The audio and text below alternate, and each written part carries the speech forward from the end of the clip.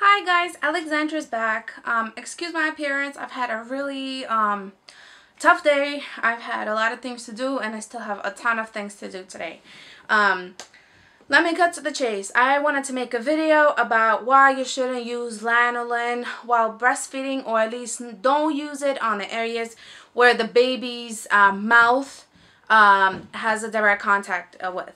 Lanolin is a natural byproduct that comes from the sheep's wool. It's a natural wax that I guess the sheep usually or normally produce that helps them to stay waterproof and warmer in the winter. So what happens is a lot of the sheep keepers, they dip their livestock into insecticides to prevent any sort of pests or any sort of lice or whatever it is. They don't want those things start growing on top of their sheep's skin, inside their sheep's wool, because that's how they make their money. So alright, so the wool gets dipped into this insecticide. The wool, which is the sheep's hair, gets cut off. That wool or the hair goes through a squeezing process where the natural wax, which is called, I think I had the name for it. What is the name for it? Sebum, something like that. So this natural waxy substance is squeezed out of the hair and separated. This substance has a lot of chemicals in it, and it has to go through a rigorous manufacturing process to get it cleaned. Sometimes it might not even get cleaned, or get cleaned very little and go into cosmetics and other things that are really not regulated within the United States.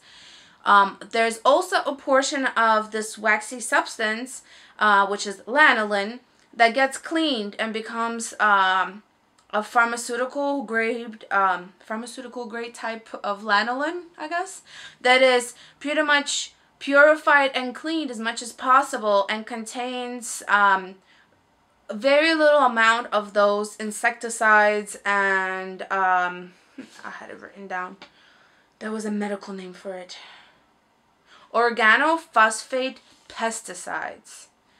So fast forward it to the lanolin that's in the market now. Any different brand, Lessino, Medela.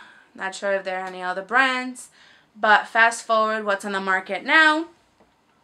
You have this purified type of lanolin that still contains a little percentage of these chemicals that you absorb, your baby absorbs. I mean, not to say that there are not other things, but this is a product that's, but that is a product that's advertised to be completely safe for you and your child. Completely safe, that you don't have to wipe it off your breast before the baby latches on and things like that.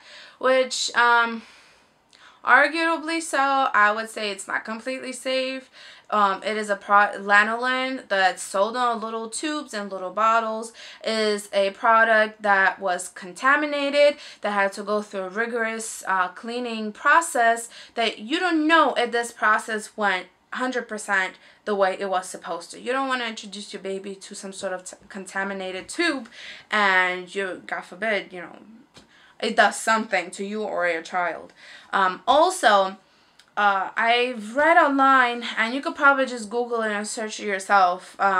Years ago, when lanolin was first introduced for breastfeeding mothers to use it for their cracked nipples or sore nipples, it was actually the contaminated grade of lanolin, which contained all these organophosphate pesticides and insecticides.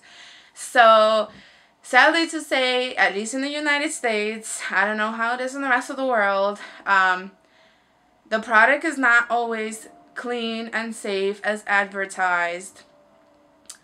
And we need to do our research before we introduce some sort of product for our baby's consumption. So, to come to a part of my video where I talk about substitutions for lanolin. There are two great natural substitutions that I'm a big fan of. One of them is, let's see which one I have. Organic virgin, cold pressed and unrefined coconut oil. So this is the coconut oil that I use. I use it from anything from cleaning to taking off, not cleaning. I guess I could use it for cleaning to shine things. But I use it for cooking, and I use it to take off makeup. I use it as lotion. I used it to put it on my baby's lips in the winter so they don't get chopped. You know, I don't know if you know, if you live in a cold climate and your baby is sleeping in the stroller or in the car seat or whatnot, and it's cold outside, they suddenly wake up and they want to go, ah, scream. You see that the line of blood and the lip gets cracked. So it's nice to keep the baby's lips hydrated. So I also used the coconut oil with my while I was breastfeeding my newborn. You might know from my other videos that my youngest is 1 year old already, so I only nurse her in the morning at night times. So I'm kind of just breezing through at this point. So yeah, coconut oil is really good, and it's natural, and it also contains some of the good stuff that only breast milk contains. There's no other milk or any other food that contains some of the nutrients that are in the breast milk that the coconut oil also has. It has certain bacteria fighting things that they're actually good for your baby, even from birth to consume. I mean, not a crazy substance, you know, crazy amounts, but you could put it on your breast and you could have the baby directly latch on. So another product that I also recommend is an extra virgin olive oil. You'll go with organic or non-organic type, but extra virgin olive oil is really good for your skin as well, and it's very natural and it's nutrient packed.